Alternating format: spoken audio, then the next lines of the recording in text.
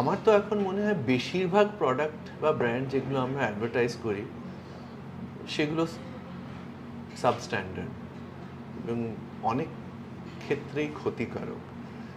যেমন sugar is one of the worst things, কিন্তু প্রায় প্রত্যেকটা ফুড প্রোডাক্টেই গাদা গাদা করে সুগার দেওয়া থাকে। বাচ্চাদের জন্য যেসব সাপোজেড হেলথ ড্রিঙ্কগুলো বিক্রি হয়, দে আর অল টেরিবলি ব্যাড। এটা কি কারণ এই অ্যাডগুলো তৈরি হচ্ছে, কয়েকজনের মনে প্রশ্ন জাগছে, কিন্তু অন্যরা সেই তাদের ওই কনসিয়াসটা বন্ধ রেখেই অ্যাডগুলো তৈরি করছে, কারণ তারা পয়সা পাচ্ছে এবং তাদের একটা ক্যারিয়ার চলছে।